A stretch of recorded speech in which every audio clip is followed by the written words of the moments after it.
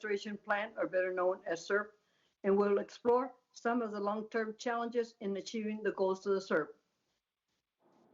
Let me begin by asking unanimous consent that the chair be authorized to declare recesses during the hearing. Without objection, awarded.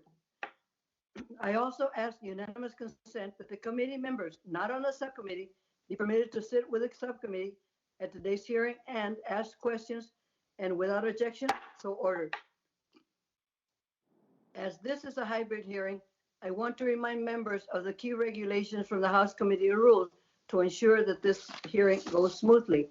Members must be visible on screen for purposes of identification when joining the hearing.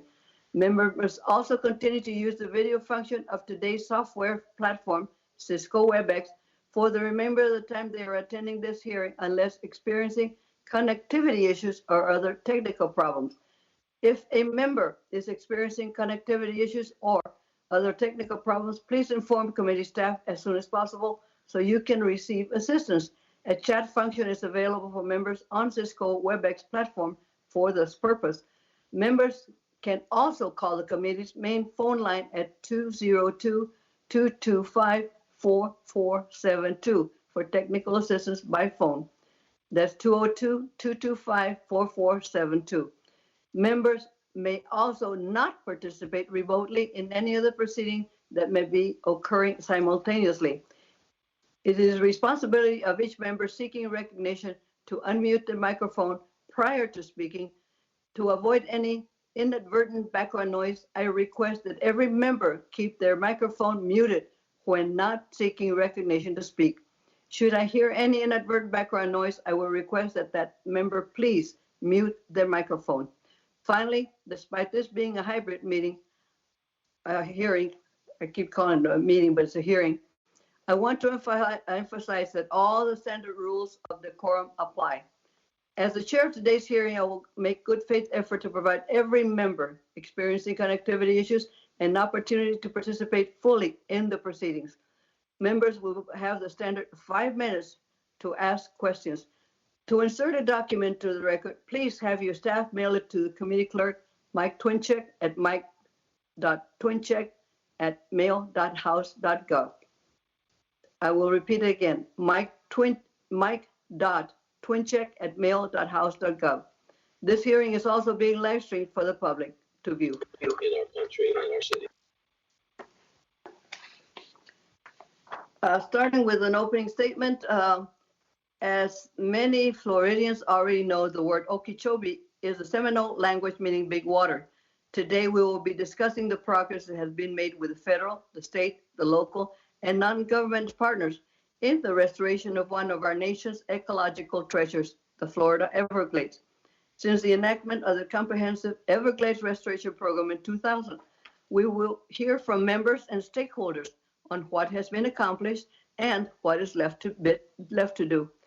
Key to the discussion, and at least at the heart of this ecosystem and project, is water flows in and out of Lake Okeechobee. As a Californian, I'm well aware of the challenges of managing the water system for important but more conflicting demands. Like Florida, California has wet seasons and dry seasons, mostly dry.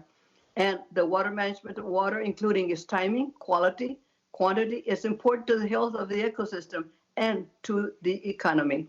In meeting their often competing responsibilities for water management in the state of Florida, the Army Corps of Engineers, or Corps, must balance the flood control, the environmental restoration, the water supply, and other authorized purposes during both wet and dry seasons. When faced with too much water, the Corps seeks to manage the system to avoid flood events, and that would impact Florida communities by releasing water east and west from Lake Okeechobee, because the mechanisms to hold or send more water south are incomplete. This can lead to challenges like harmful algae blooms in the St. Lucie Canal, or to avoid dumping too much water to meet its water supply obligations within the state. Dry events can lead to not enough water heading south, including to the Everglades National Park and the Florida Bay. 5 years ago, an extremely dry season and less water south contributed to the massive 40,000 acre seagrass die-off in the Florida Bay. The system is only now rebounding after 5 years.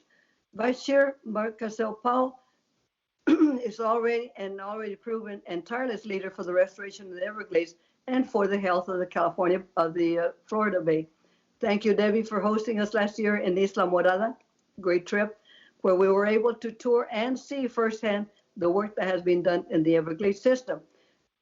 20 years ago, this committee gave the Corps a massive responsibility to try and restore the historic river of grass that stretched from Lake Okeechobee to the southern tip of the state, and to do so within the context of a modern, economically vibrant, and diverse state of Florida. There have been many successes and a few setbacks along the way, but the goal of a comprehensive restoration of the Florida Everglades remains as important to the state as it ever has been. Today's conversation looks at this history, where things have gone well and the work that remains to be done. We must continue to look for solutions to protect this national ecological treasure. Thank you to our witnesses for being here today, albeit virtually, on this very important issue, and I look forward to your testimony. And at this time, I'm pleased to yield to my colleague, my friend, ranking member of the subcommittee, Mr. Westerman, for any thoughts he may have. Good morning, Chairwoman Napolitano. It's good to see you. It's not the same as having you here on the dais. I can tell you there's not as many candies and goodies floating around on the dais without you here. But nonetheless, it's good to see you on the screen. And thank you for holding this important hearing, and thank you to our witnesses for Zooming. I think that's an acceptable word in today's world, to discuss the water management and environmental restoration activities of the Army Corps of Engineers in Florida. Florida, like many other states across the country, faces unique challenges with regards to water management, water quality, including harmful algal blooms and environmental restoration efforts. To address these challenges, this committee authorized a comprehensive Everglades Restoration Plan, or SERP, 20 years ago as part of the Water Resources Development Act of 2000. SERP is the largest ecosystem restoration project in the nation, covering 16 counties over an 18,000 square mile inland or area in Central and South Florida. The SERP framework seeks to restore the Everglades while balancing water supply and flood mitigation for communities and stakeholders throughout the state. Individual SERP projects working as part of a system govern the timing, distribution, quantity, and quality of the water around Central and South Florida, including from Lake Okeechobee. This is an immense and complex undertaking. 20 years later, 9 projects have been congressionally authorized, with more on the way. After 20 years, it seems appropriate that we look back and examine the progress made thus far, hear from key stakeholders, and evaluate future challenges and solutions. Additionally, H.R. 7575, or WRDA 2020, was passed out of committee in July and passed the House of Representatives on suspension later that month. There are several provisions included in this bill that authorize new projects, amend existing projects, and clarify congressional intent for projects related to water management and restoration of the Florida Everglades. It is my hope we finalize this bill and send it to the President's desk this year.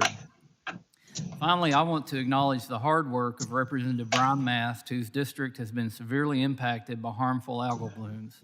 I also want to acknowledge Representatives Webster and Spano for their work on behalf of their constituents in addressing water management issues in Florida. I look forward to hearing constructive ideas from our witnesses today on addressing Florida's water resource infrastructure needs, and I yield back.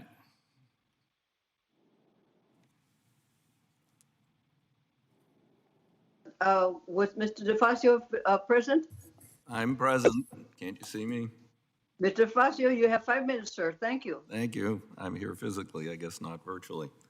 Thank you, Chair Napolitano, for convening this important hearing. And I would also like to recognize the tremendous contributions of our subcommittee vice chair, Ms. Mucarsel Powell, her tireless work and leadership on the ecological restoration of the Everglades and the Florida Bay. You know, I visited several times. They were all twice when I was on the Resources Committee, focused on the Everglades themselves, and once when I was the ranking Democrat on the Highways Subcommittee back about 10 years ago when we were examining issues regarding infrastructure that needed to be modified and relocated. So I'm quite familiar with the problems there, and we have been trying for quite some time to move this forward in a major way to restore the greatest, most diverse, ecological wetland system in the world, in my opinion. Many years ago on the Resources Committee, we passed legislation that we thought by now would be significantly implemented, and the glades would be on their way back to pristine health. Unfortunately, that is not the case. There is still much to be done. The Corps of Engineers, Department of Interior, have, and the state of Florida have a lot more to do to restore it. And the comprehensive Everglades restoration plan is, at this point, just a promise and not yet fulfilled. The HR 7575, this year's Water Resources Development Act of 2020, will continue the work on Florida water and in restoring the Everglades, particularly at the urging of Representative Garceau-Powell, with several CERP projects included in the legislation.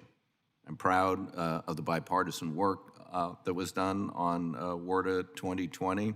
It was unanimously approved by the House in July. I'm not aware of another major significant bill of substance that has passed this House in this acrimonious atmosphere unanimously. I think members from every district recognize the need for these investments, and I particularly want to thank Representative Sam Graves for his help with that, and we are attempting to work our way through the Senate at this point in time. The Senate doesn't do much except confirm judges these days, but we have some hope that we can get the WRDA bill done, hopefully even before Congress adjourns for the election. If not then, certainly in the lame duck session. With that, I look forward to hearing from the witnesses. I go back to balance my time. Faso, and is Mr. Graves available? Sam Graves.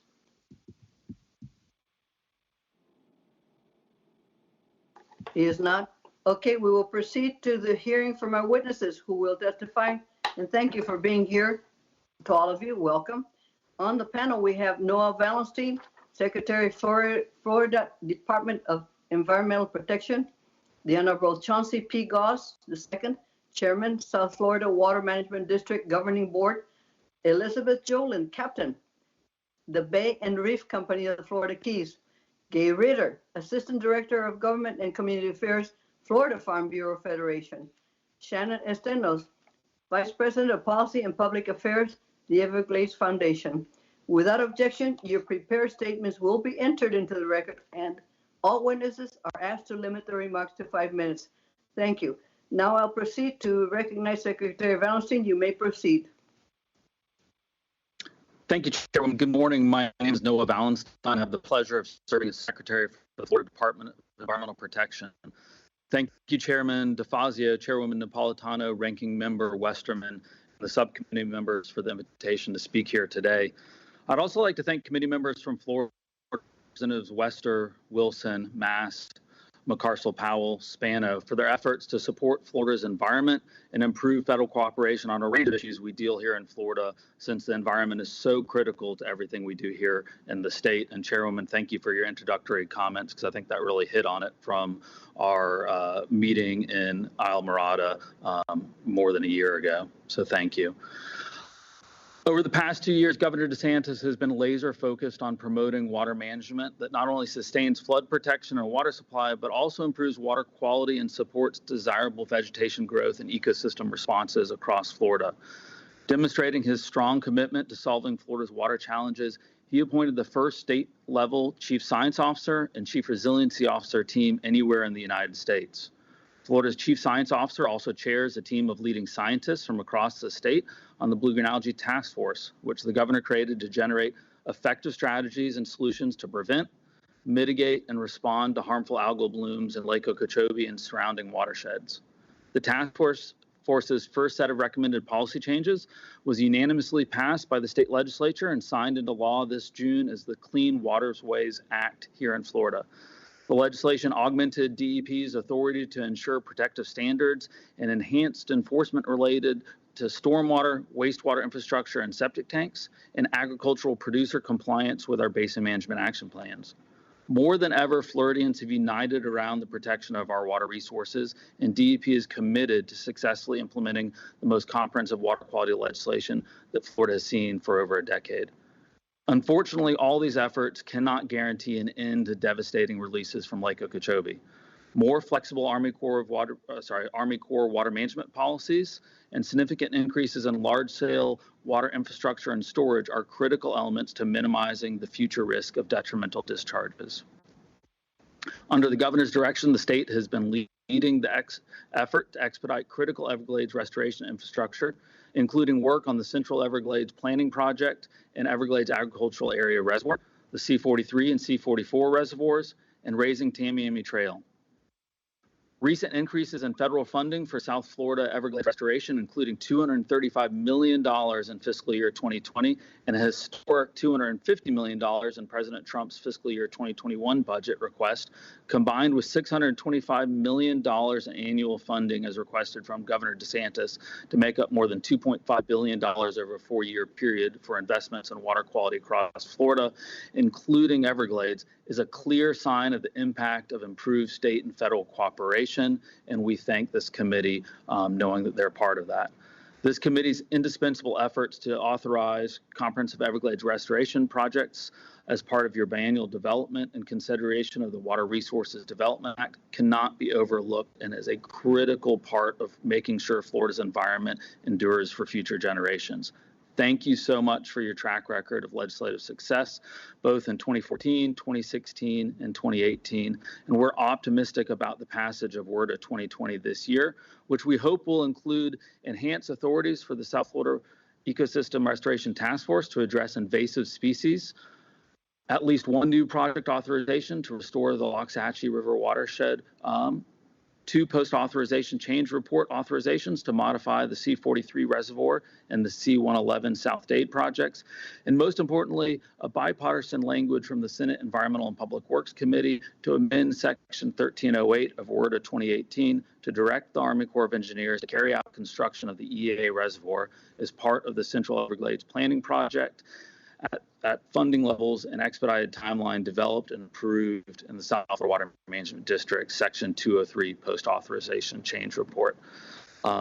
These projects are going to be vital to ensuring Everglades is protected for future generations. I know we have a lot of work ahead of us, as alluded to, but the partnership has not been stronger before between the federal and state government. And with historic funding, historic effort on the state and federal part, we've got a bright future in front of us. And we're really seeing a resurgence of environmentalism here in Florida. Thank you for the time. Thank you, sir. Now we may proceed with Chairman Goss.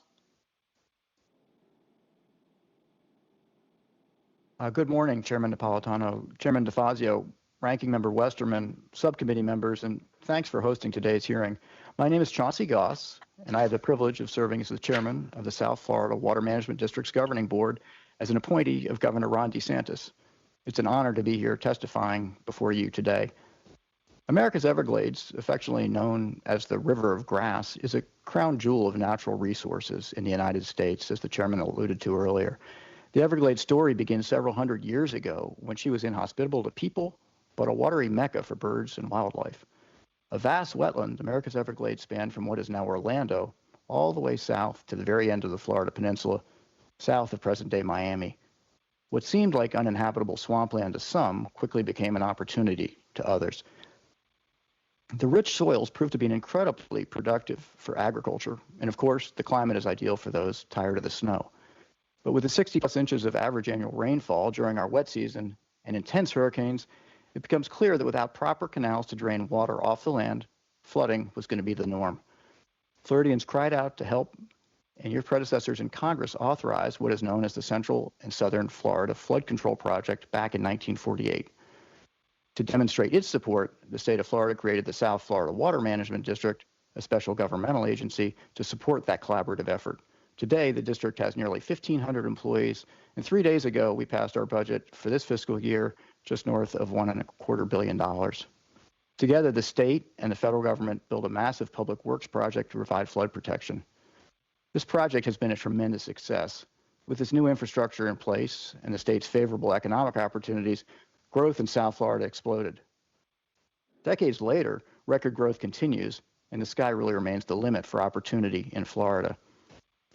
But the replumbing of South Florida has also caused negative, unintended environmental consequences for our natural systems.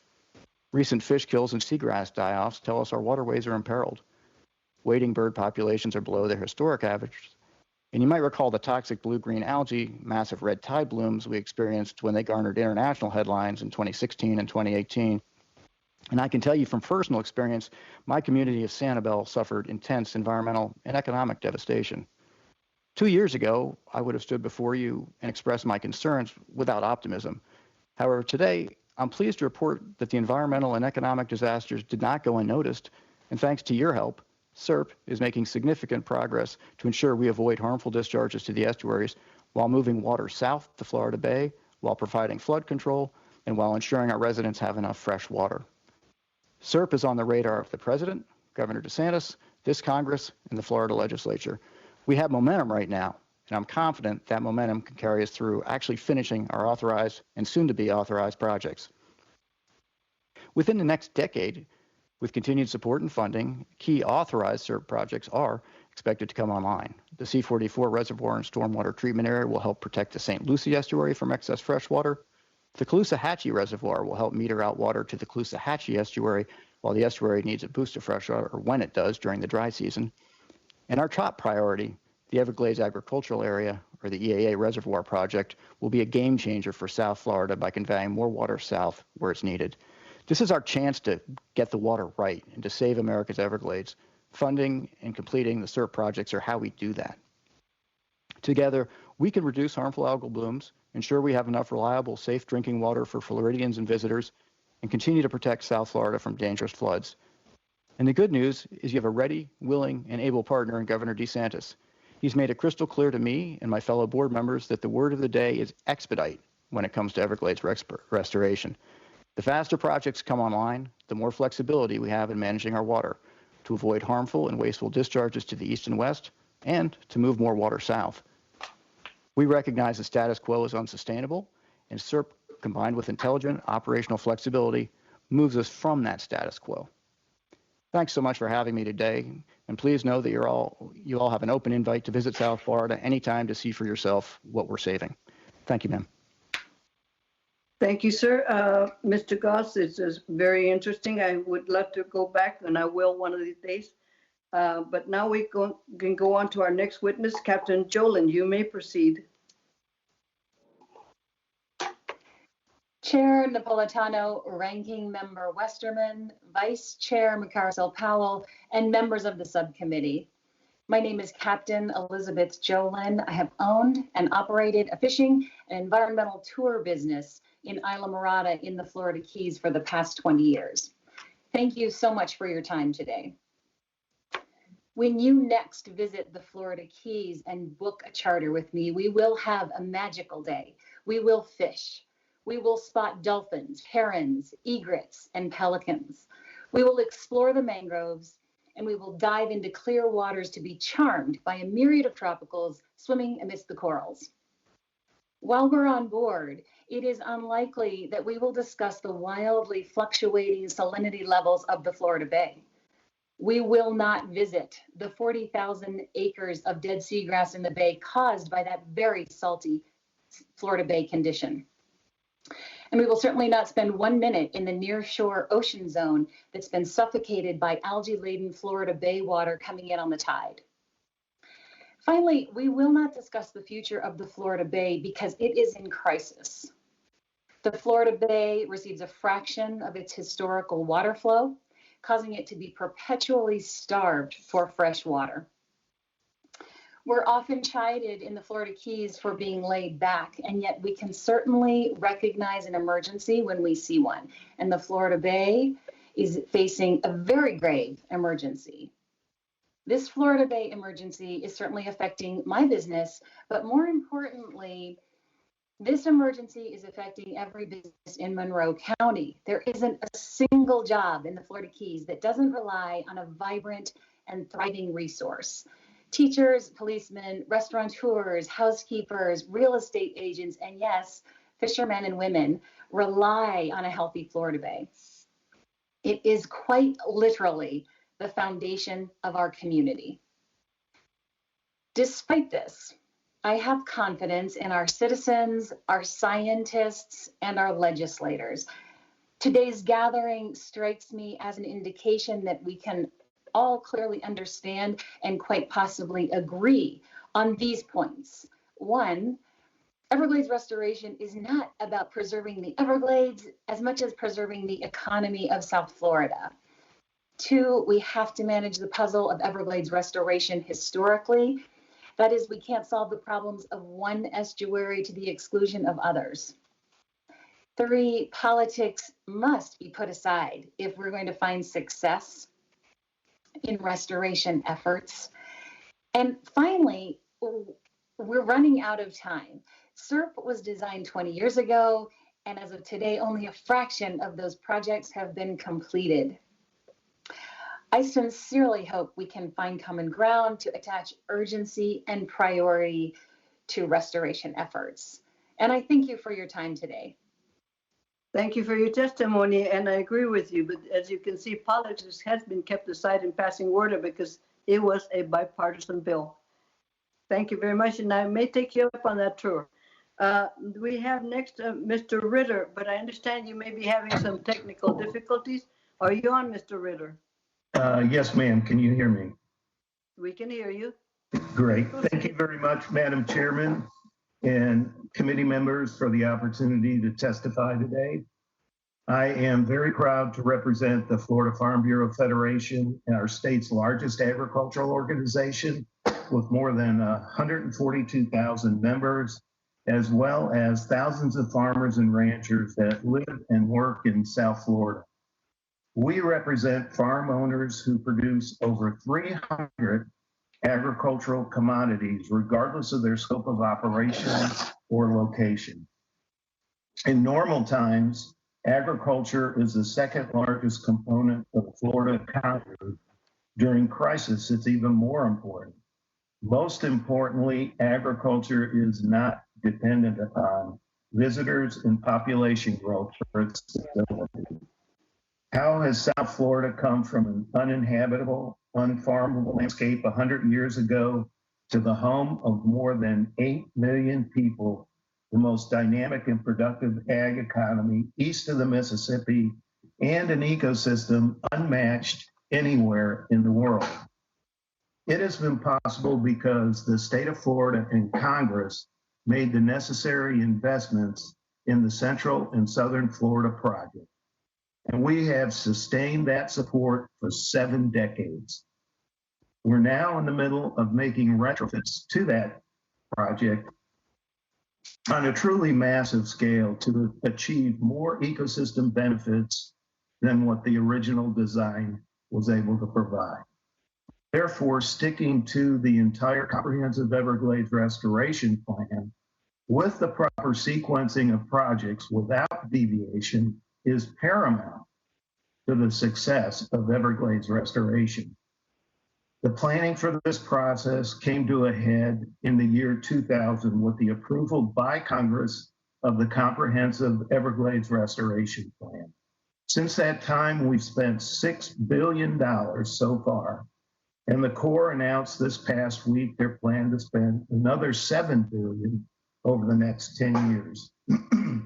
Florida agriculture has been directly involved from the earliest planning stage, and we fully support the suite of projects that are now moving forward. One of the keys to the broad community support that this project has enjoyed was the promise embedded in the federal law that if approved, restoration and the needs of the economy would move ahead together. At a minimum, no legal water use, including environmental water supply, would be reduced as the plan was implemented. If we have one misgiving about where things stand now, it's with the Corps' reluctance to commit that farmers' water supply would not be reduced. When we talk about water supply, we're talking about Lake Okeechobee. The lake is a central feature in the South Florida water management infrastructure, and it provides flood protection, water supply, environmental enhancement, recreation, and navigation to all of South Florida. In 2007, the Corps lowered the lake to accelerate repairs to the Herbert Hoover Dike. That work will be complete in 2 years. Floridians expect the water supply that they had in 2007, the year before the lake was temporarily lowered, to be restored when the work is complete. Farmers are not asking to go back to a high lake level or to receive more water than we had before it was lowered. We will continue to work with the Corps as the new schedule is developed, but we would all feel better if the Corps would acknowledge that water that has been available to farmers for the last 50 years will be a part of any plan as we move forward. The Florida Farm Bureau Federation and its farmer rancher members remain staunch partners with local governments, water management districts, state and federal agencies in this massive restoration effort. We very much appreciate the opportunity to be here today, and we thank you very much for listening to our comments. Thank you for your comments, Mr. Ritter. And I would like to point out that nowhere are there any mention of Native American water rights, which also go into the equation. And I'm sure that you're thinking of the water quality for drinking water for the general Floridians. Okay, thank you very much. Mr. Estenos, you may proceed. Thank you, Madam Chair, members of the committee. On behalf of the Everglades Foundation Board of Directors, I thank you for the opportunity to address the committee today. For 27 years, the Everglades Foundation has had one mission and one priority: to see America's Everglades restored for the benefit of the ecosystem, our economy, and future generations. Immensely grateful for the continuous support Congress, and in particular this committee, has shown the Everglades over this many years. That tradition of support continues. The Water Resources Development Act of 2020 confirms the priority status of the Everglades Reservoir, requires transparency in how precious Everglades water is divvied up, and acknowledges the importance of reducing harmful discharges of toxic algae into Florida's waterways, fisheries, and communities. We congratulate Chairman DeFazio, Ranking Member Graves, and the entire committee on the passage of a bipartisan WRDA this summer. We hope that the Senate takes up your good work and moves this bill to the President's desk as soon as possible. I look forward to today's discussion about protecting and restoring the Everglades and estuaries. I'm going to focus my opening remarks on the shorter term topic of revising operations to address harm being experienced in the Everglades and estuaries. Specifically, moving water from Lake Okeechobee to the Everglades, particularly in the early dry season, should be thought of as a current water management strategy, not just a future restoration goal. Now, when I say early dry season, I'm generally talking about the months of December, January, and February. And when I say wet season, I mean generally June through November. As we spend the next decade building restoration projects, the Corps should use its other authorities to improve things, especially to address serious, in some cases, irreparable harm in the Everglades and estuaries. From this committee's perspective, it's important to prevent conditions in the Everglades and estuaries from getting worse before restoration infrastructure is complete. As the committee knows, we currently have inadequate infrastructure to move enough water south in the wet season. Restoration projects like the Central Everglades Plan, Tamiami Trail bridges, and the Everglades Reservoir are critical updates to that infrastructure, and they represent the long-term approach to securing South Florida's future. The Everglades Foundation hopes that the White House and Congress will invest aggressively in finishing these projects as soon as possible. Unlike in the wet season, however, in the dry season, existing infrastructure is rarely a constraint. Instead, in the dry season, the constraint to flowing water south is the rules that govern where water goes or doesn't go. So here's where the short-term opportunity lies. Because we are nearing the completion of the Herbert Hoover Dike rehabilitation, the Corps is revising the rules for operating Lake Okeechobee. It has the opportunity to include in these new rules a proactive win-win approach to addressing harm and achieving region-wide benefits. Consider the fact that the Everglades needs to be wet all the time. Very wet in the wet season, a lot less wet in the dry season, but wet nonetheless. By allowing more of the water the Everglades needs during the dry season to move south, peat soils in the Everglades could stay wet longer, reducing soil loss and carbon emissions through oxidation and fire. Aquifer resilience for Palm Beach, Broward, Miami-Dade, and Monroe counties could improve. The lake could be brought down to healthier and safer levels more frequently. By moving water south early in the dry season, we will face the subsequent wet season with more room in the lake to store rainfall, a proactive approach to addressing the risk of harmful discharges. Unfortunately, so far, the Corps has said that including this strategy is outside the scope of its current rule revision. It's inexplicable that the Corps would not adopt into the Lake Okeechobee rulebook a management strategy that has the potential to help millions of South Floridians, the estuaries, and America's Everglades. Next to rainfall, Lake Okeechobee is the single most hydrologically significant variable in South Florida. Obviously, we can't control the rain, but we can control the extent to which the lake can fluctuate safely, and we also write the rules for moving lake water around the system. Until new restoration infrastructure is complete, these are the most significant things we can do to balance competing needs for water supply and flood protection and to protect people and natural systems from harm. In closing, the lake must be operated to reflect modern values in the 21st century Florida economy, not only as restoration confronts the unintended consequences of our past, but as we meet the demands of our present and rise to the challenges of our future. Thank you. For your testimony, and now we will proceed to the questions from the members of the witnesses, and we will again use the timer to allow 5 minutes of questions from each member. If there are additional questions, we might have a second round, but I have another hearing on the Salton Sea, which is very important in California. And thus, I will begin the questioning, and my first question goes to Secretary Valenstein. Does the state of Florida continue to support the goal of full implementation of SERP? Does the state see challenges in full implementation? And what are some of the actions we can take to do this? Thank you. We are absolutely committed to the full implementation of SERP, and we are greatly appreciative of our federal partners. Again, as I mentioned in my both written and oral comments, we've seen a real surge of support for environmental issues here in Florida and water quality. We thank our delegation, and we thank Congress for supporting continuing to authorize projects in WRDA and continuing strong funding. Again, we've seen record funding from this administration and support from this Congress, and that is absolutely making a difference here in Florida. I think you've heard from every presenter.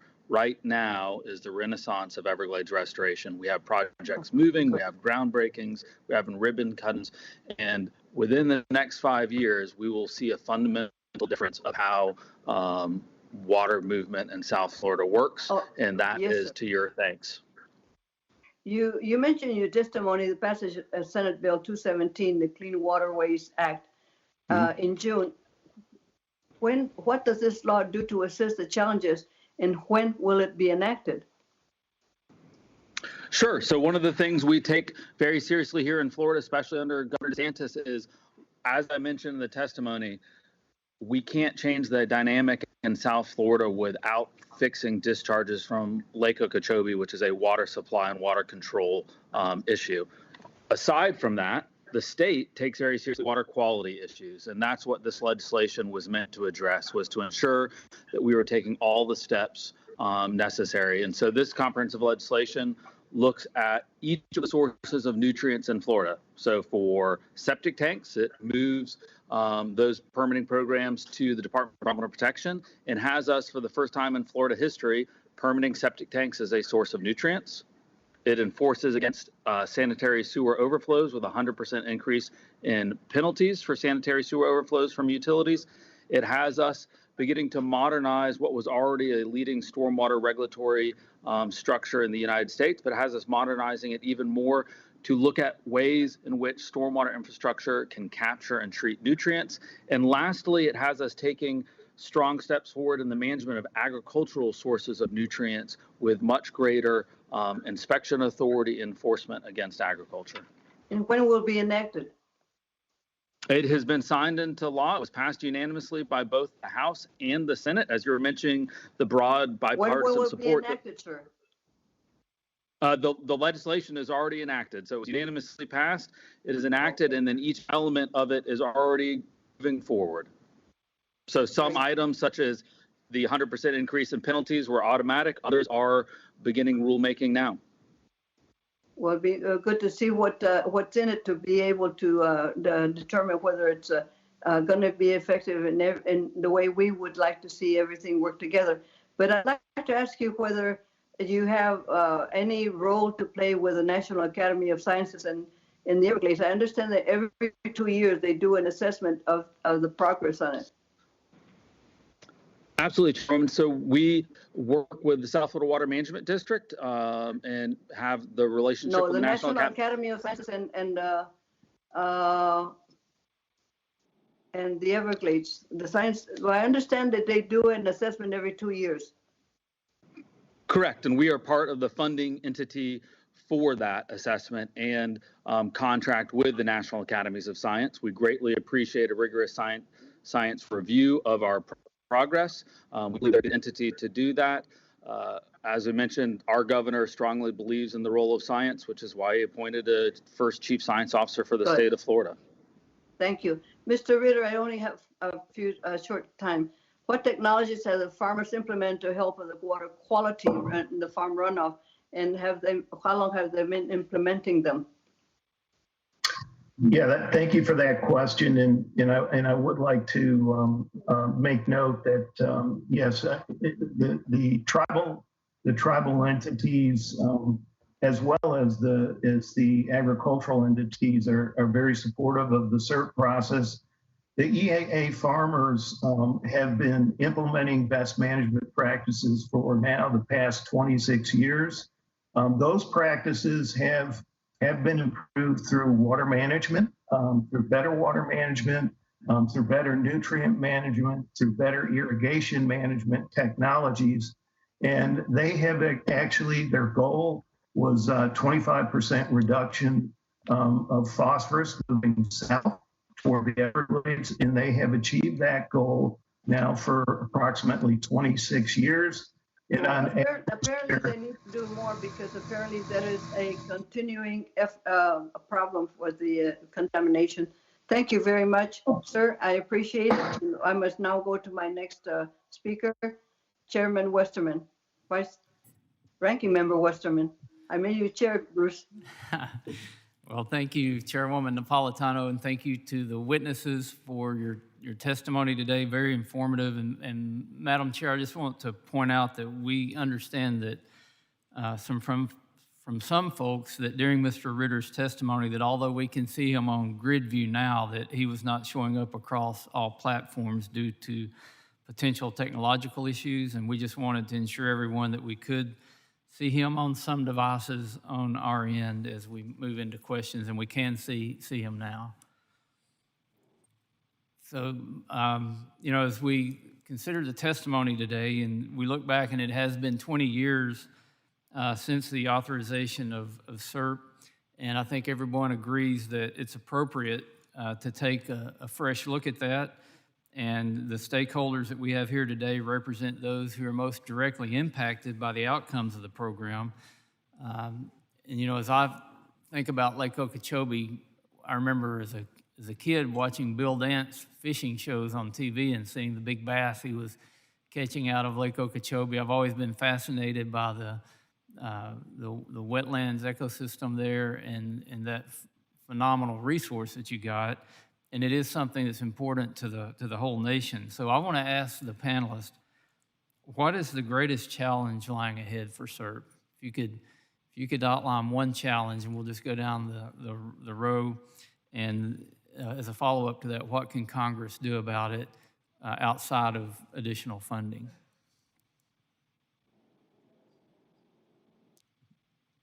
Sure, so I will start. Thank you. I think one of the most important things is removing regulatory burdens. And so any options, and you saw this with the authorization for the Everglades area, the EAA reservoir, where the state took a new approach to design the project in an expedited manner and then hand it over to the federal government. I think options for us to look at streamlining the partnership to allow us to get projects done, ask the basic question of what's the shortest distance between 2 points to get the project done and functioning to protect the environment and protect the economy. And we look forward to working with this committee and others to ensure that happens. Thank you. Who wants to go next? I'd love to go next. And you mentioned funding, and you said that was off the table, but funding. So we all know that one. I know. So I won't belabor that one, but I will say one thing that I see is that the closer you are to a project, the more urgency you feel. You've been down to the lake, you've seen it, and sometimes we have a problem, not a problem, but an inconsistency with our partner in the Corps of Engineers, where the folks in the Jacksonville district feel the sense of urgency we feel in the state of Florida. That doesn't always trickle up inside the Beltway, and any help you can give us in helping folks inside the Beltway understand the sense of urgency we have so that we can finish SERP, because we really want to finish it, and we're so close. And I know the Jacksonville district is a tremendous partner, and we're working very closely with them, and they want to finish it too. So I think we can do that, and sometimes we need your help just to sort of instill that sense of urgency within the Beltway. Thank you.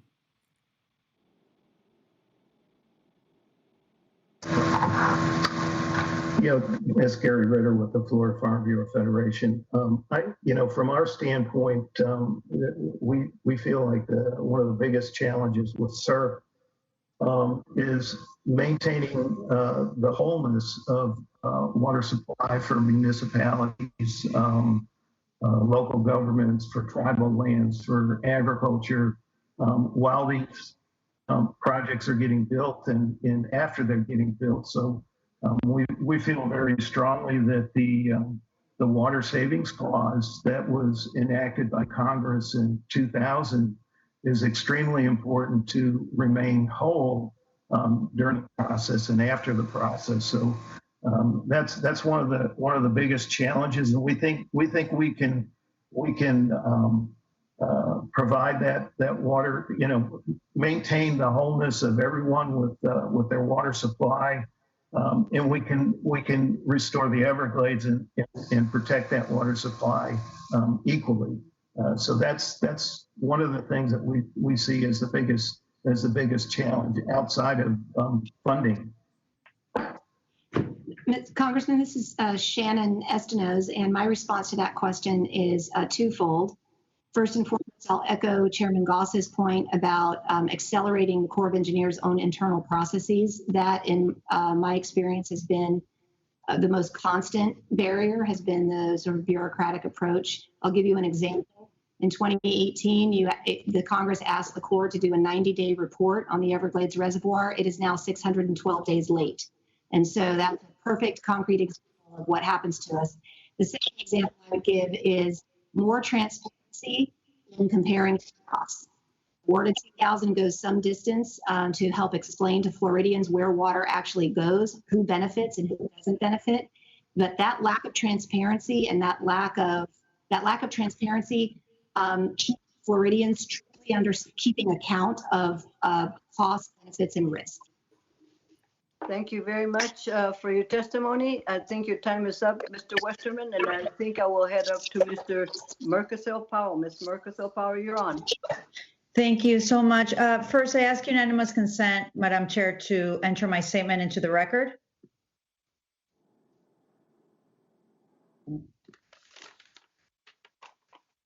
So Yes. ordered. Yes. Thank you so much. First, I want to say thank you to Chairwoman Napolitano, Ranking Member Westerman, Chairman DeFazio, Ranking Member Graves. Let me just say that from the very beginning, when I started in the 116th Congress, I have put Everglades restoration as the top priority. And working closely with my colleague Brian Mast and having bipartisan support, we were successful in passing the Water Resources Development Act, which actually addressed certain language in the bill that would expedite Everglades restoration. And it's critical for our environment, for the economy, for Florida. And I'm very proud to see that we have such a great group of witnesses that really are representing all the different groups so that we can have this conversation, this debate, so that the committee understands what we need to do, because we support absolutely agriculture, and we don't want to have any negative effects of protecting our environment and then not helping our farmers. Absolutely not. That's why we're having this discussion here today. It's so important to have a healthy Everglades, and I don't want to talk too much about it because I have been talking about this for 2 years now.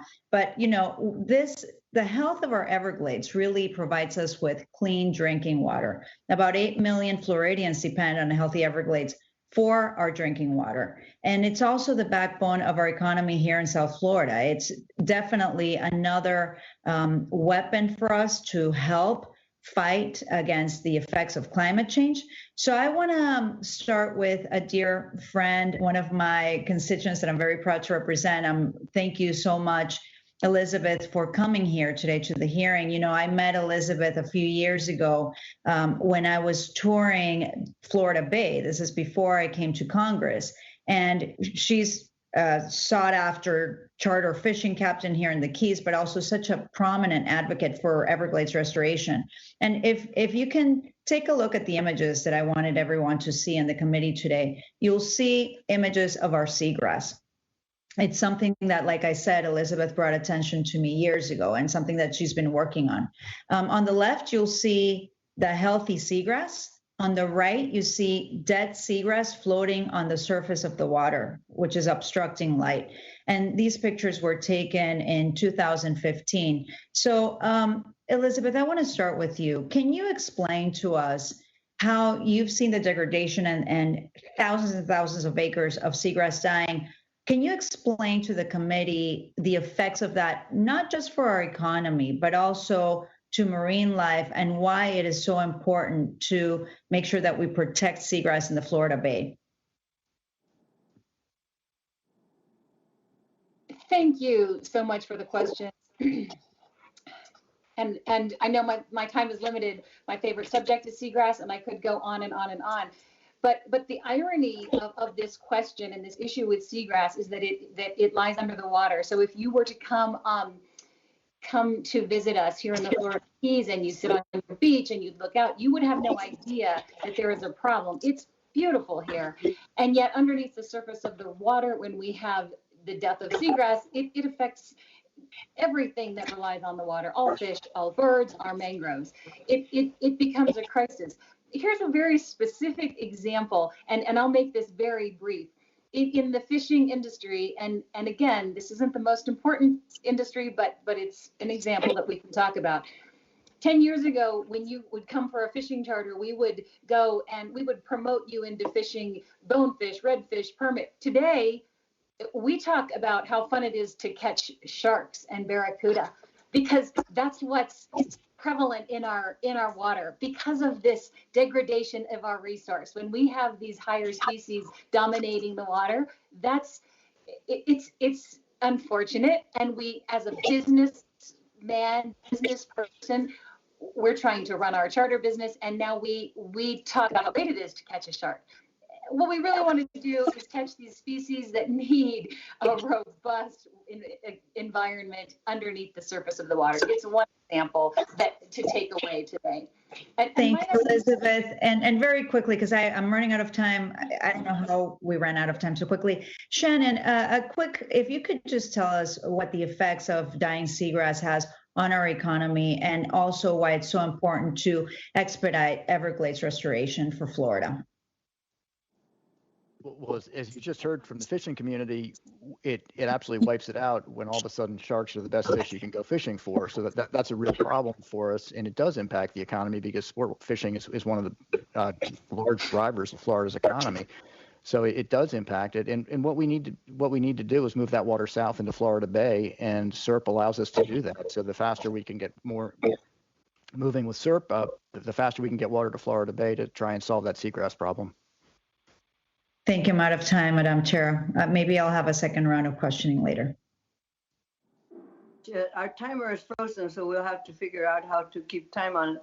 But Mr. Webster, you're on.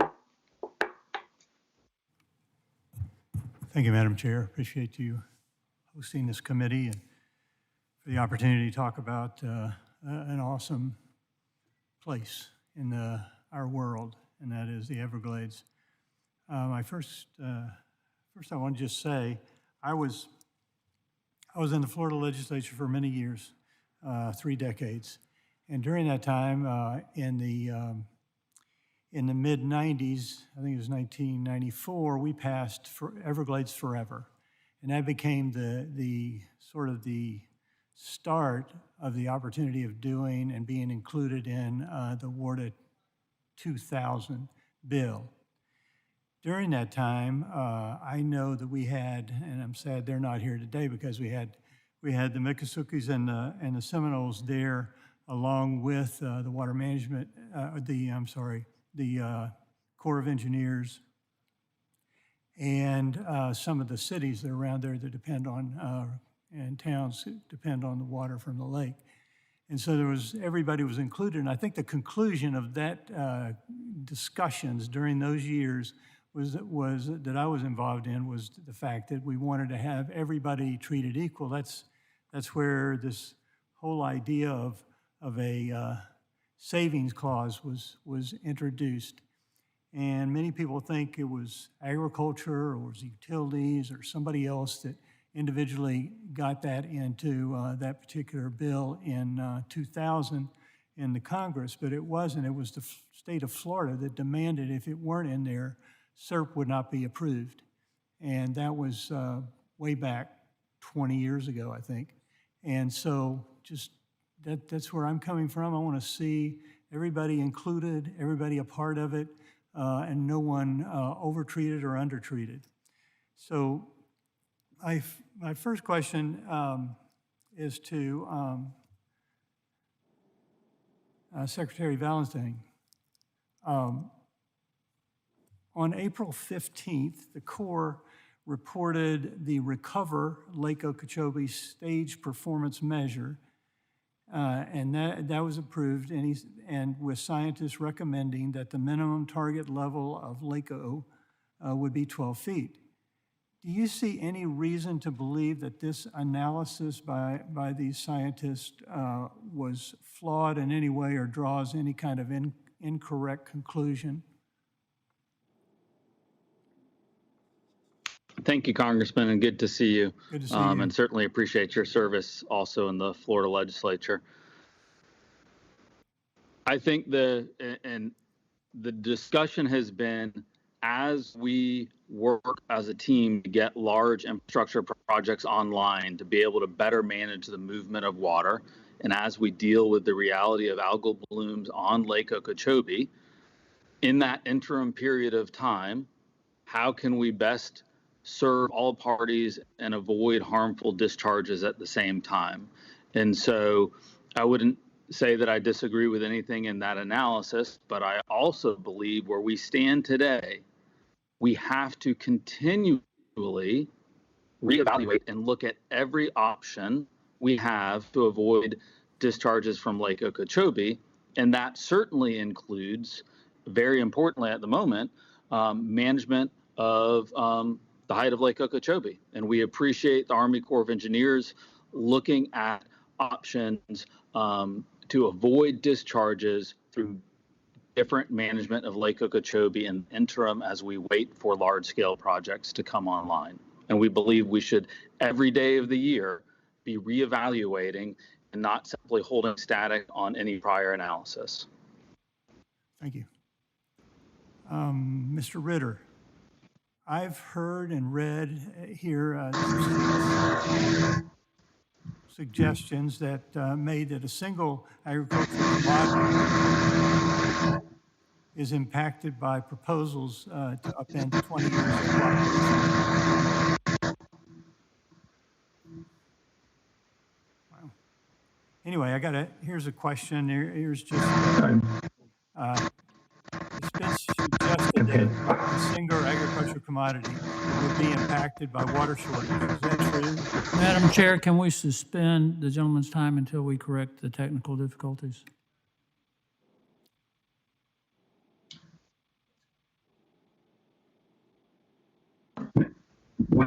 We are having technical difficulties, everybody. Mr. Ritter, if you could mute during the question.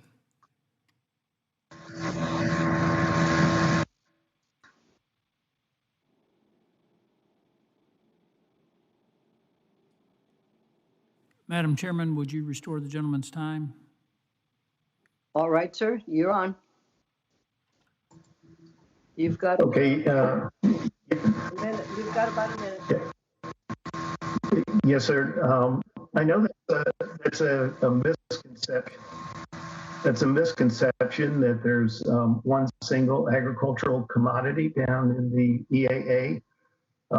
If my memory serves me correct, we have sweet corn, we have rice, we have lettuce, cabbage, green beans, radishes, along with sugarcane. And if you go up to the northwest shore of Okeechobee, you have cattle, citrus. Northeast, you have avocados and mangoes. And I'm sure there's probably something that I've left out, but those are crucial to the nation's winter food supply, and they feed roughly about 180 million Americans every year. So no, there's not just one agricultural commodity down there. Do you know how many direct or indirect jobs there are associated with that industry?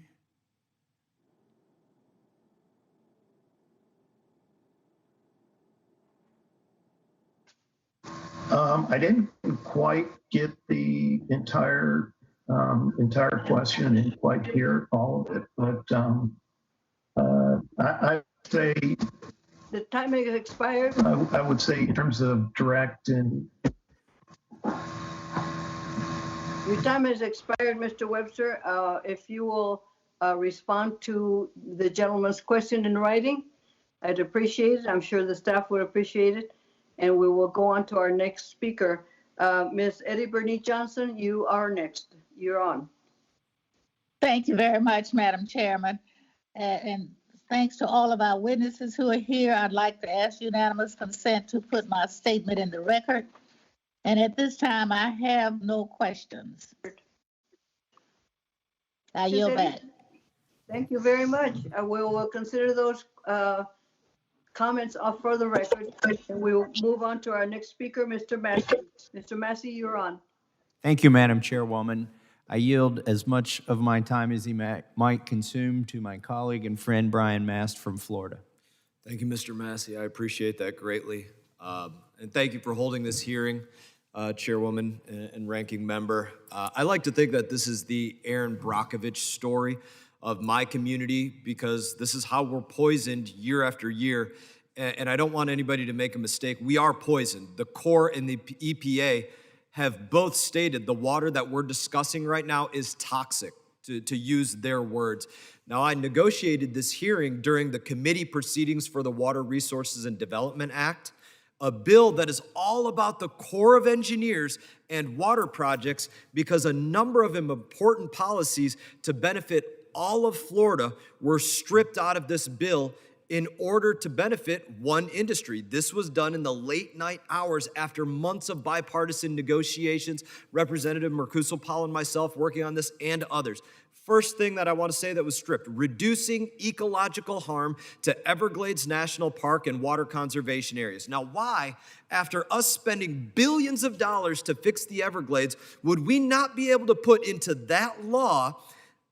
I got to ask it. I suspect it's because more water for the Everglades means that the growers south of the lake, those sugar-growing corporations, need to relinquish a death grip that they have on Florida's water being for them first and everyone else second. That's why I think that happened personally. Second provision that was stripped, protecting public water supply was stripped out of that bill. Now, you might look at that and say, why did this happen? I can tell you that in my state of Florida, sugar lobbyists, for me, they frequently disguise their death grip and their assaults on me as an effort to protect public water supply.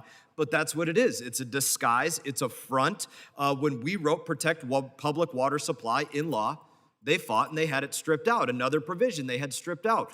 Opposed protecting the integrity of the Herbert Hoover Dike. We were not allowed to state in law, protect the taxpayer-funded dike that protects people, that's operated by the Corps of Engineers. That's probably one of the stupidest things that I've heard since being in Washington, D.C. And beyond this, God forbid that I ask the Corps not to send toxic water into my community. Now, there is a complicated patchwork of infrastructure and even more complicated policy about where to move water, when to move water, and while all of the policies may be complicated, the goal is simple. It's use taxpayer dollars to store water for irrigation south of Lake Okeechobee, then demand that my community be the flood control for when too much water is stored, that we be the septic tank for this private water reservoir, and that's the problem. This is wrong. My community is not going to be an afterthought. We're not going to be flood control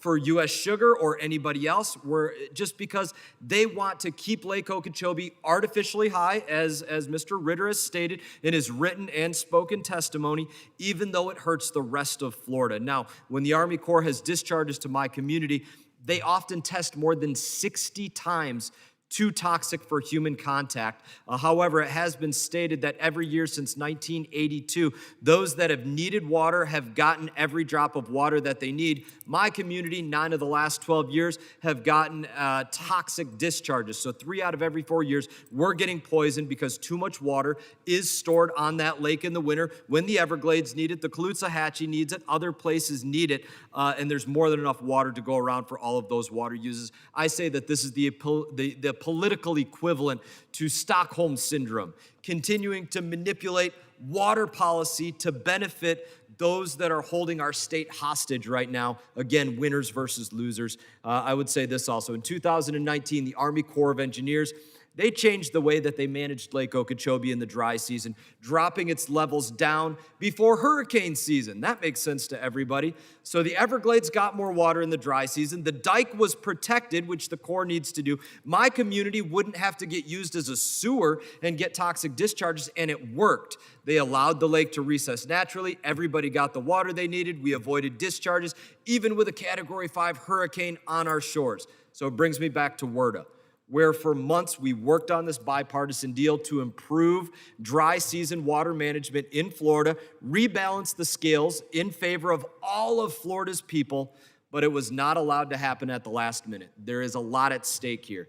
This hearing is important. Florida's future, Florida's economy, Florida's environment, Florida's safety and public health. That's why this hearing is so important, and it's why we have to fight to protect water supply, stop those toxic discharges, and defend our communities. And in that, I will yield back to you, ma'am. Thank you for your time. And I yield back as well. Thank you, Mr. Massey. Thank you, Mr. Mast. And then we have next, Mr. Palmer. You're on. You're recognized. Thank you, Madam Chairman. Mr. Goss, there are 2 projects that are part of the Comprehensive Everglades Restoration Plan, the Western Everglades Restoration Project and the Lake Okeechobee Watershed Project that are being studied by the Corps of Engineers. who isn't exactly known for expeditiously completing studies. Do you have any idea when those studies will be completed? No, sir, I don't. You would have to ask the Corps that. What benefit would completion of those two projects have in terms of Everglades restoration? They'd be helpful because SERP is a big puzzle and we're putting the puzzle pieces together slowly. So every piece of it helps so that we can ultimately move more water south and stop the harmful discharges that Congressman Mast was just talking about. Madam Chairman, I yield the balance of my time to the gentleman from Florida, Mr. Mast. Thank you for yielding to me. I appreciate that greatly.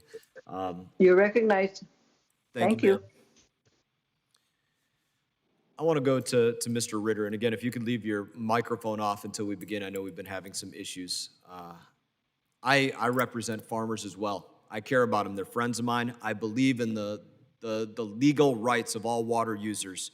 You stated that in your written testimony. You spoke about the rights of all legal water users. And you asked in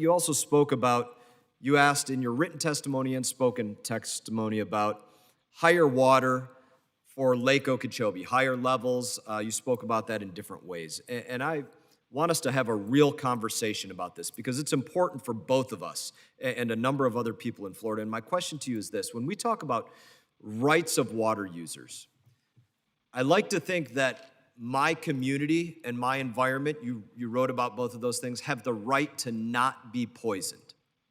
And every other community as well. The Everglades has the right to water. Your farmers and everybody else, they have a right to water. That's the truth. But what I want to ask you is, where does the right to water end? At what point does that end where you have to hurt somebody else? Somebody else has to be your flood control to keep that water higher as you asked for. And that's an honest question. Where does the right to having more water end?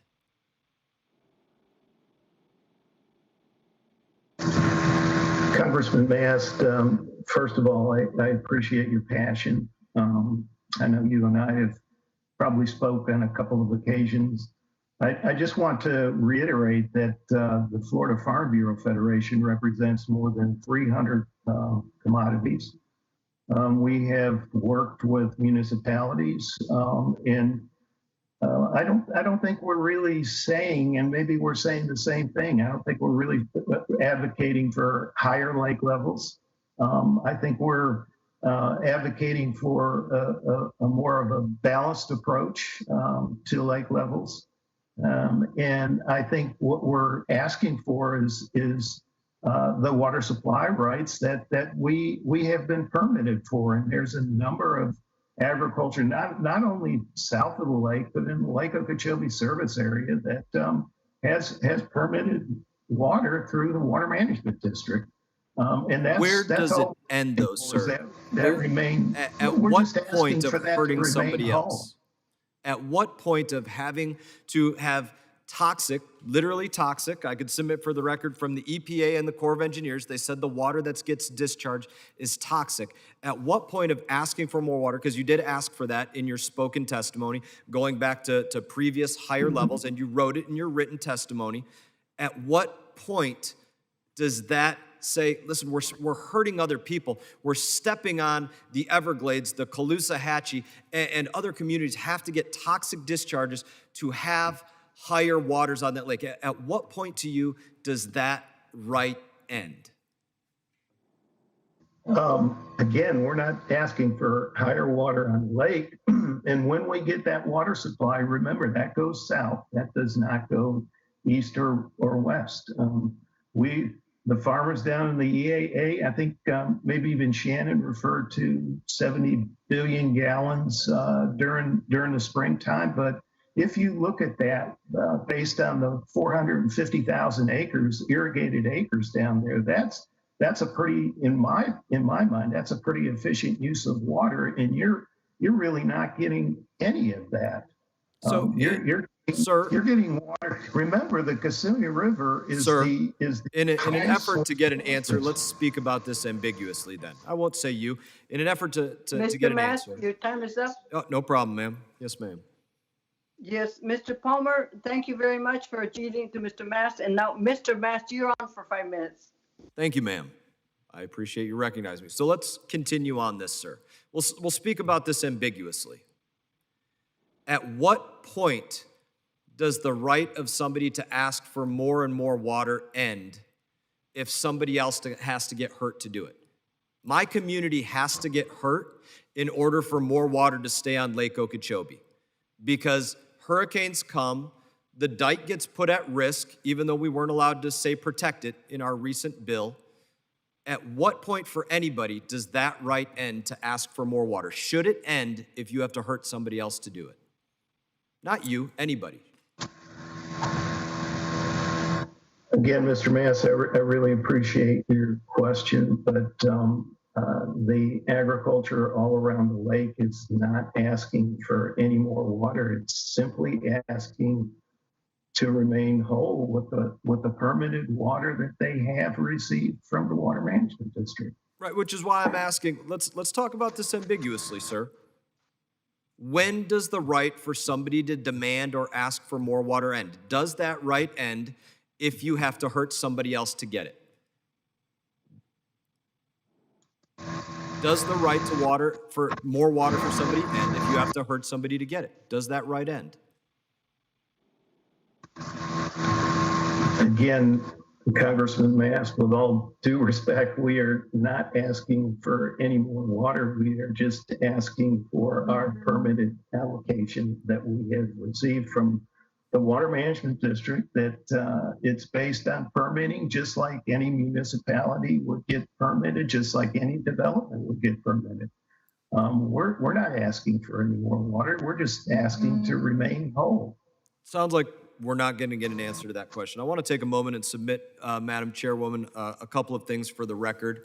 One is a letter from the day of that hearing from the Florida Sugarcane League stating this: strongly opposed to all amendments that affect Lake Okeechobee and its surrounding areas. I would like to submit that for the record. That's a letter that went out that morning from the Florida Sugarcane League. I'd also like to submit what was the bipartisan agreement that we had worked on prior to that, discussing ecological harm to the Everglades, protecting the Herbert Hoover Dike, protecting public water supply. I'd like to submit that as for the record as well. I appreciate that.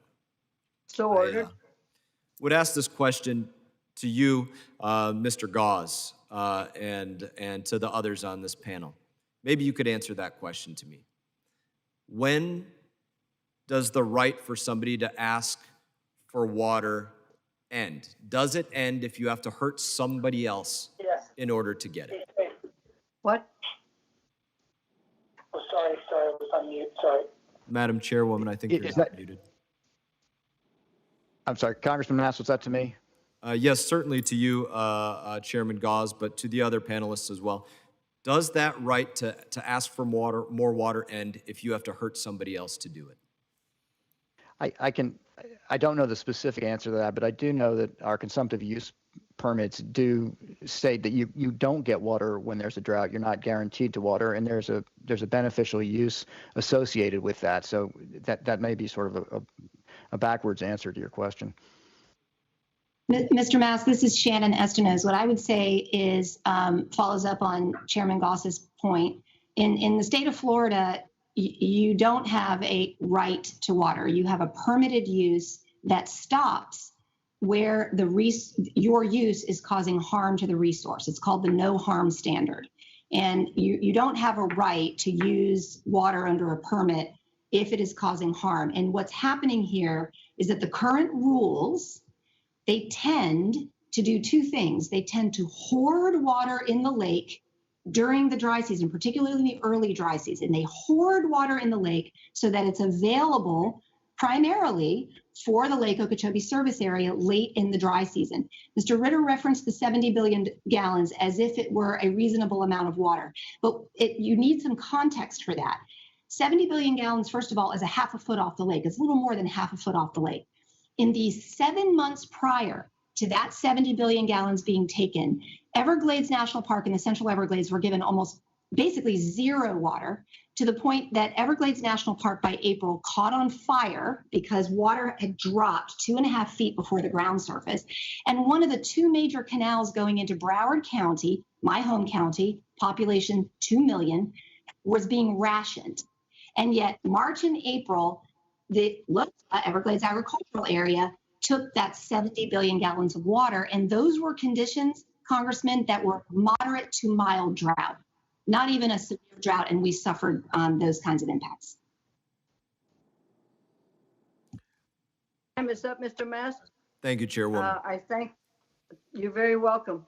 I thank you for all your participation, and I'd like to add just a little bit of my own concerning water. You talk about permitted allocations. In California, we have an issue too, because it's wet water and it's paper water. What was allocated is not necessarily what you're going to get because of the change in climate, whatever the reason, it's not the same. So we have to take into consideration all those climate changes and the right of people to water and how much water goes into areas that are not getting water, especially if it's not the quality of water that people deserve and should be protected. So I thank you, everybody, for your testimony.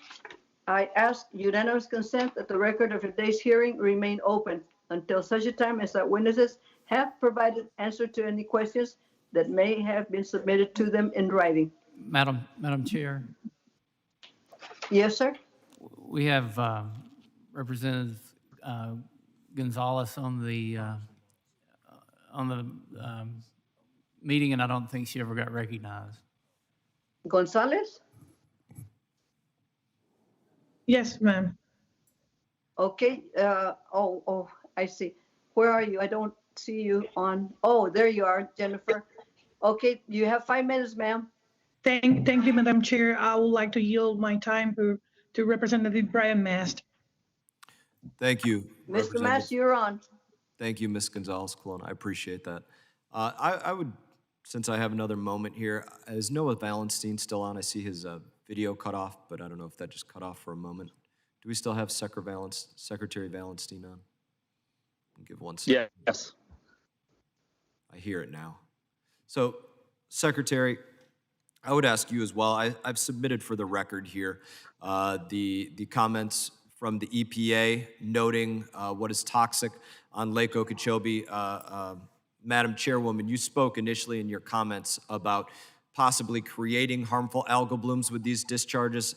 I need to correct a mistake in that it can create situations for harmful algal blooms, but what I'm speaking about specifically in my questioning are the algal blooms that are already present on this freshwater lake that reach a level many times 60 times too toxic for human contact, according to the EPA and the Corps of Engineers, and those being taken out of that separate body of water and then dumped into my community. That's the specific piece that I'm speaking of. So Secretary Valenstein, I would ask you as well, can you make any confirmation of toxicity levels during those summertime months at different times of water on Lake Okeechobee? Absolutely, and thank you, Congressman Mast, for your work to help us constantly work with our federal partners and reevaluate opportunities to make sure we're not having harmful discharges to our coast. Certainly that was a conversation that came up during Governor DeSantis' transition committee, where you chaired the environmental portion of that, and something that the governor is laser focused on too. As you know, Lake Okeechobee and the whole ecosystem was dramatically altered by the Army Corps of Engineers, and misguided attempt decades and decades ago, believing that wetlands were not something we should have. We now recognize that was an absolute mistake and are trying to rebuild the system. But that has had devastating consequences to how Lake Okeechobee accepts and is able to release water at the moment. Certainly, throughout the summer months, we are seeing algae producing microcystin levels on a regular basis up to 20 parts per billion. The highest we have seen this year, we recorded in the center of Lake Okeechobee, one sample that was 800 parts per billion around June 13th. And so there are absolutely significantly high levels of microcystins that have been produced. And certainly while we're working on water quality surrounding Florida, and you've seen as there haven't been releases from Lake Okeechobee, and with the investments that this governor is making, we're making progress in water quality throughout Florida. But with a flip of a switch, that can all be overcome by releases from the lake. And so as we bring projects online, as the state works on water quality issues outside of larger movement of water, which is core projects that the state's working with, cooperative management of the lake, to keep in mind the impact those discharges have, is critical. And so this is the second year we're in that the Corps looked at ways to hopefully minimize discharges. We strongly support that, and look to do anything we can to support that. Thank you, Secretary Valenstein. You just said something very important. The EPA's recommended numbers where humans shouldn't come in contact with those toxins that you noted there are 8 micrograms per liter, or 8 parts per billion. I have a bill that I worked to get in the recent Water Resources and Development Act that asked not that the Corps end all discharges into my community, but said when it reaches the level of toxic, can we at least say that? Don't discharge the water when it's poisonous into my community. You just said that at one point this summer, it was 800 parts per billion. EPA said if you're a human, don't touch it over 8 parts per billion. That's an important distinction. If we would have started this summer at 12.5 feet, where I believe is where Mr. Ritter wants to start this summer's lake levels, instead of down at 11 feet, we would have been having discharges of those toxic waters by July 4th, all the way into August, all the way into September, and all the way right up till today, had we not worked with those lower lake levels. Lower lake levels work to get the Everglades water, the Caloosahatchee water when they need it, protect the Herbert Hoover Dike, which means protecting those people that live in those communities around the dike and protecting communities from toxic discharges. So again, I want everybody to get every single drop of water that they need, but I have to stand firm in saying we cannot go out there and make water promises when it means having to poison another community to do so. And in that, I thank you for yielding me your time, Madam Ms. Gonzalez-Colon and Madam Chairwoman. You're welcome, Mr. Mast. And now I believe we have Mr. Carvajal waiting to be speaking. You're on, Mr. Carvajal. Thank you, Madam Chair. I'd like to yield my time to Representative Macarsel Powell. Thank you so much, Representative Carvajal.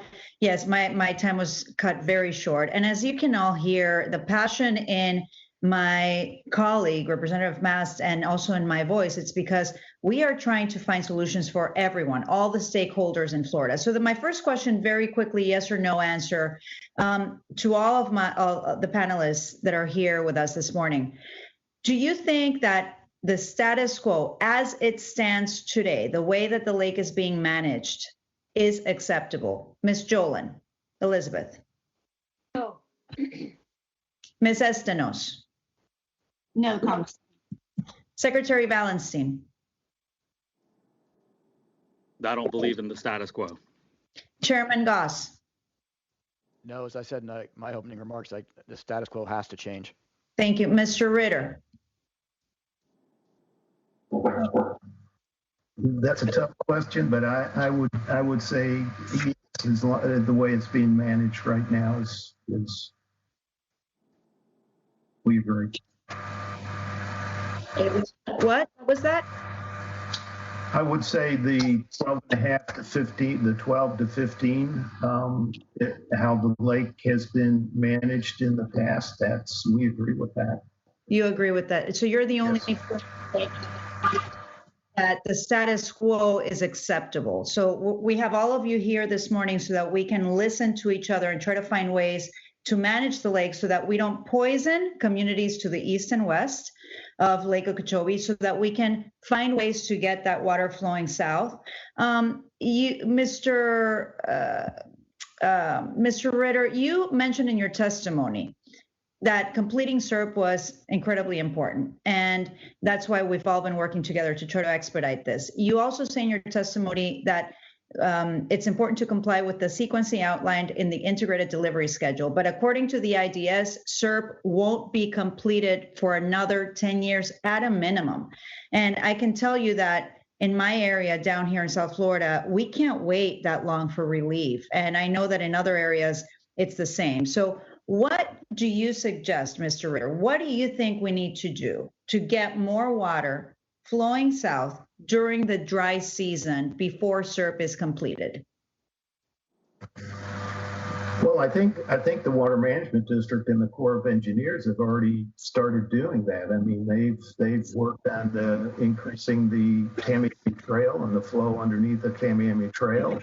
I think one of the things that you have to be careful about in to rely on Mother Nature, especially if you bring the lake down to 11 feet, if you don't get that seasonal, the wet season rainfall, then you run the risk when you come around to the next fall and winter time. If you have a drought, then nobody has any water, and we're all under a water shortage situation. I come from a small community.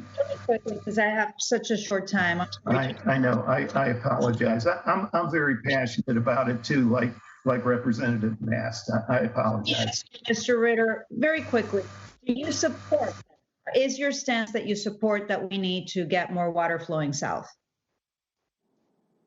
Obviously, yes. I mean, we all feel agriculture, along with everyone else, is on board with SERP and the Comprehensive Everglades Restoration Plan. We've always been there. We've been there from the very beginning, and we've actually, more than any one entity, we've provided over 100,000 acres of land for SERP south of the lake. Thank you. I appreciate that. Ms. Estenos, can you talk a little bit about why the status quo can't remain and what we need to do to get, what are some of the solutions that we need to be talking about so that we can stop discharging these, toxic algae blooms that are going into the east and west of the river, but at the same time, find some sort of solution for us down here so that we can restore the Florida Bay? I think operational flexibility is key, and a couple of witnesses have said that.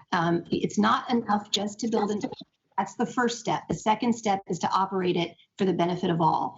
The harm being experienced in your district, Miami-Dade, Monroe County, and the harm experienced in Mr. Mast and Mr. Rooney's districts, those are measurable and real and perceptible. If you dig it 12 years ago, when you looked at the last time the Corps rewrote the Lake Okeechobee operating rules, there's some information there that the government pointed out that they actually, the last time they could actually document economic harm to the agricultural area we're talking about due to water management or drought was 1982. Congresswoman was 14 years old. The last time the Everglades suffered from water management was, an hour ago. It'll be tomorrow. The last time we suffered from drought and dry season in the Everglades and the Biscayne Aquifer was resilience took a knock was this last dry. So when the Farm Bureau says we have to make a system-wide approach, that we have to benefit everyone, 100% agree. We want to rebalance, not 10 years from now, but let's incrementally make things better at every possible opportunity we can. Folks who are saying now. Thank you so much. Thank you. I'm sorry, but your time has expired. I let you run a little longer than normal, but I'm sorry to cut you off, Shannon. I would like to ask unanimous consent that the testimony of the Friends of the Everglades be submitted for the record. So ordered. And now I will again ask unanimous consent that the record of today's hearing remain open until such time as all our witnesses have provided answers to any questions posed to them that may be submitted to them in writing. And unanimous consent that the record remain open for 15 days for any additional comments and information submitted by members or witnesses to be included in the record of today's hearing. And without objection, so ordered. I would like to thank all of you for being such great witnesses. We've learned a lot, and sure there is contention. We hope we can somehow bring all of the parties together and make the Everglades the healthy treasure it is. The committee stands adjourned. Thank you very much. Thank you.